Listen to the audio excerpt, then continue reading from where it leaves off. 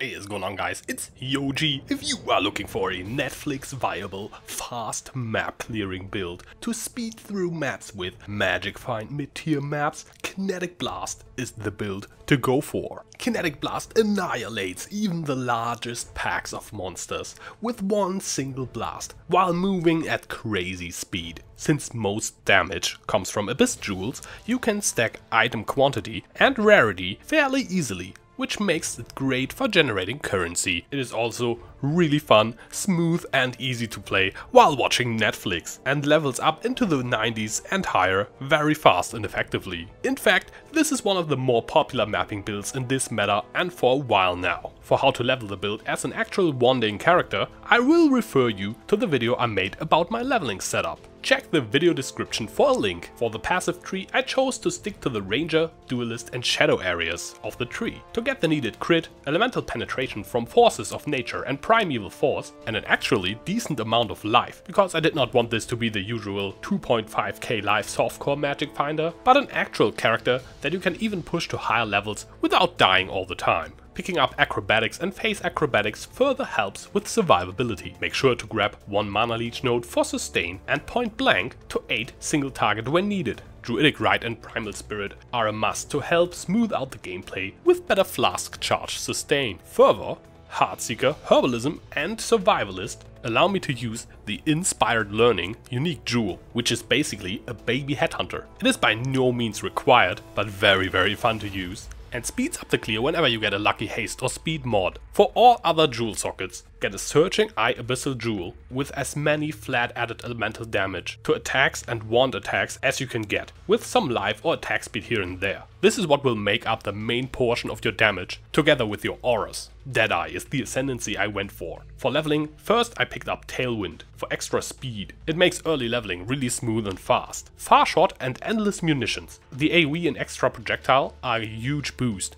to both single target and AoE clear. The last node to pick up is Powerful Precision. It replaces the piercing shots cluster on the passive tree, freeing up 3 additional skill points that you can use on another jewel socket. As a weapon, I am using the Piscators Vigil wand. This wand gives you some pen, crit, attack speed and a ton of increased elemental damage with attacks. This is what makes stacking flat elemental damage so good. As a chest piece, Queen of the Forest allows you to gain insane movement speed. Insane in this case equals 70%. However, you need at least over 11,250 evasion to not receive a penalty from the chest piece, and with 45,000 evasion you reach the cap and gain the maximum possible amount of movement speed, which is of course what I'm going for. To get that much evasion, you want as much evasion as possible on your helmet, boots and gloves. Boots also need at least a 30% movement speed roll. For gloves, I recommend the Grip Gloves Atlas base for some extra damage. On the helmet, an intelligence roll helps fulfilling the intelligence requirement for the Piscators, which is fairly high. For belt, use a Scission belt for an extra Abyss Jewel socket.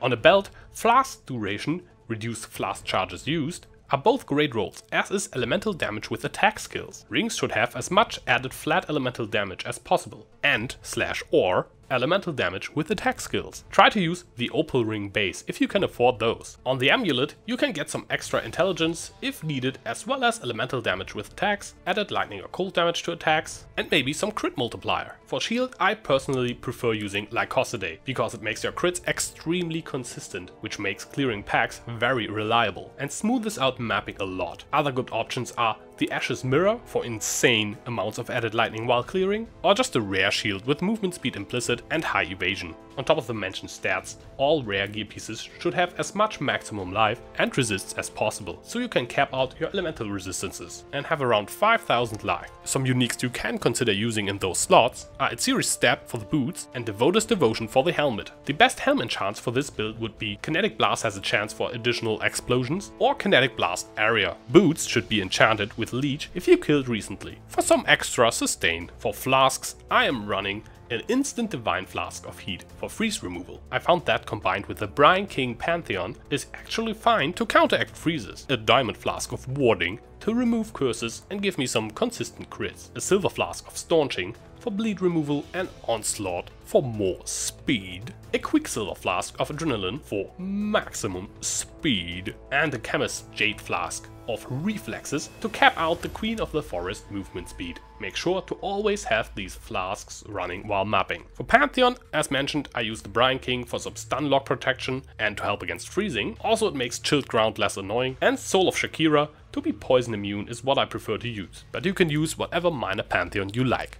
For auras I run Wrath for extra damage. I also use Herald of Ice linked with Curse on Hit and Assassin's Mark for power charge generation, and I also link it to Innervate to gain temporary lightning damage bonus to all attacks, at least every now and then when it's up. Cast when damage taken plus Immortal Call is a staple that I of course also use in this build. I use an unlinked Lightning Warp to go over the occasional gaps, while Haste with increased duration and faster casting makes mapping go even more quick. You can also link Blood Rage here if you like to use it. And my main links are Kinetic Blast, greater multiple projectiles, elemental damage with attack skills, which has a horrible abbreviation, increased critical strikes, added cold, and Ice Bite for frenzy charges, because I personally do not use Blood Rage. You can also use added lightning instead of Ice Bite, but that requires a 4 off-color Queen of the Forest with 3 blue sockets, 2 red sockets and 2 green sockets. So if you do not run Ice Bite and instead run Blood Rage to generate your frenzy charges, then you can use added lightning for slightly more damage. Lastly, I got a Barrage, increased crit strikes, added lightning, elemental damage with attack skills setup as a 4 link. This is a single target setup. The main single target is hitting walls next to bosses to have the overlapping Kinetic Blast explosions kill the boss, which is extremely effective if it works. But if that is absolutely not possible at all, Barrage can help you out a little bit, but it does not really provide great single target. For the bandit quest I chose Alira, but you can also choose 2 passive skill points. It's up to you.